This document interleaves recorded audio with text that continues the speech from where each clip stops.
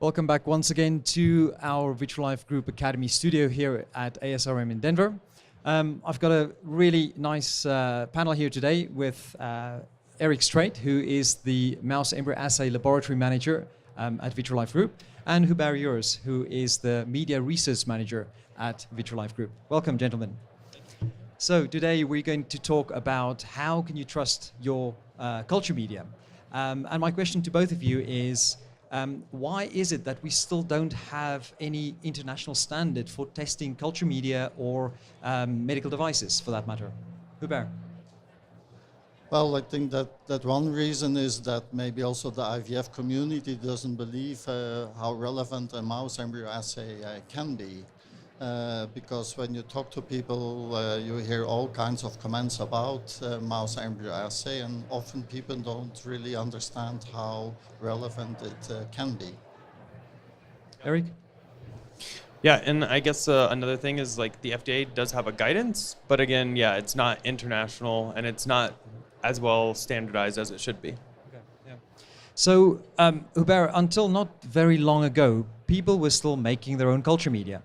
And even today, you get that people will make their own cryopreservation media, or they would add things to the media.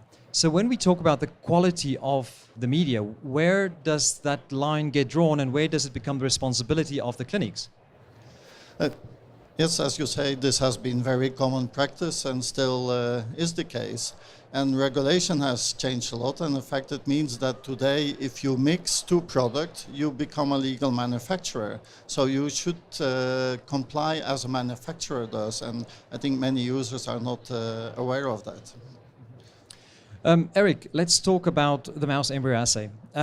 Is the MEA still our best possible chance to pick up something suboptimal in our culture media? Yeah, it is probably the best way we have it, but it really boils down to exactly how you're performing it to make sure you can get a sensitive enough assay. You mentioned before that the FDA, for instance, have some guidelines on the mouse embryo assay, but I would assume that it's still not defined. We can't really say what a mouse embryo assay is. Yeah, correct. It's a very broad guidance. It's not very well defined, and it's a very big overview, not very in-depth. Okay. And I guess for that matter, or in that regard, it's difficult to really say that all mouse embryos are the same. Yeah, I mean, there's a ton of variables that go into it. Whether you're using a 1-cell, 2-cell starting point, both of which the FDA allows. How you set up your assay to really make sure it's sensitive enough. No two MEAs are really alike. Okay. And so then, as a follow-up to that question, how does it happen that you still can get culture media out there that potentially are suboptimal? So the idea behind this would mainly be that any that have been suboptimal released to the market from any manufacturers probably just went by that FDA minimum guidance. And that doesn't include cell numbers, which is something that we're a big advocate for and something we perform on all of our MEAs. Okay, yeah.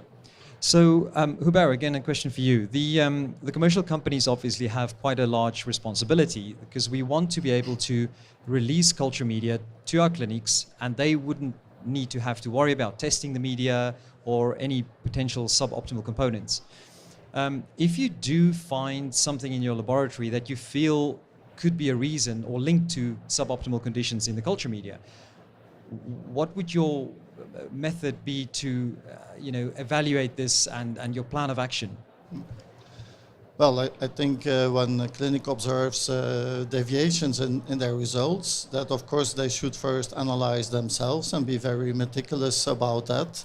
Look at the different lots of different products that they are using, if that can coincide with a certain change. But what is also important is that they give feedback to the manufacturer of these products so that the manufacturer can also act on it and do their own investigation. And I guess linking to that same question is also the responsibility of the clinics when they receive culture media and the way that they handle the media, the storage of it, looking after the shelf life, all of these things. There's only so much you can do with the fresh media when it arrives, but when it's in the hands of the clinics, they really need to take care of how the media is being treated. That is very important, and yeah, that is out of the control of a manufacturer.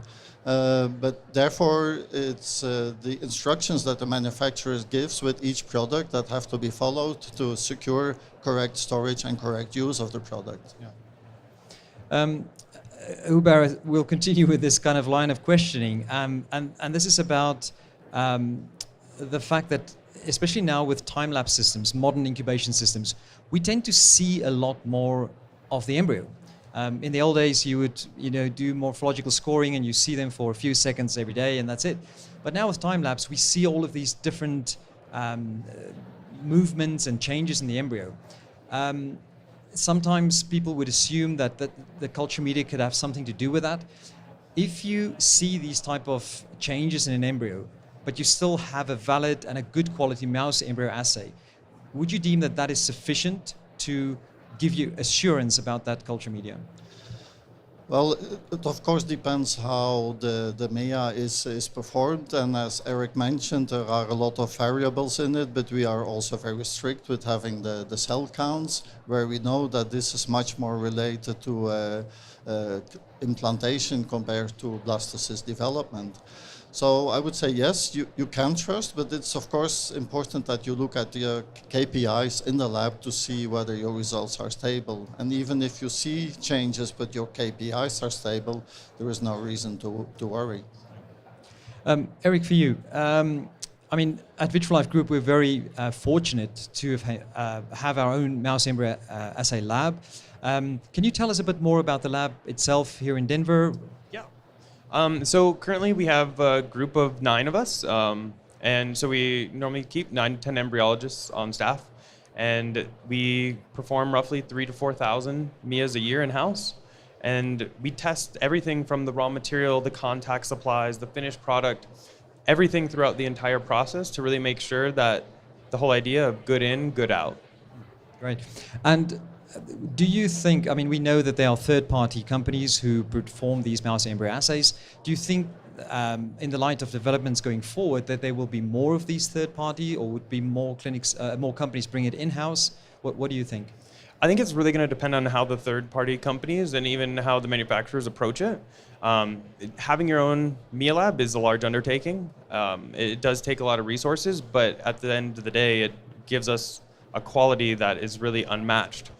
So if those third-party companies can match that, I would say more people might be using them, but otherwise it's kind of up to the manufacturer to really make that call. And I guess ultimately it's about providing the best possible outcome for the patient. Yeah. So, if the clinics can rely on a good quality product that has been tested sufficiently, then we know that we have the best interest of the patients at heart. Of course. Great. Gentlemen, thank you very much. I don't know if we have any questions from the audience here about Mouse Embryo Assay. Well, with that then, thank you very much. Yeah, thank you. Thanks.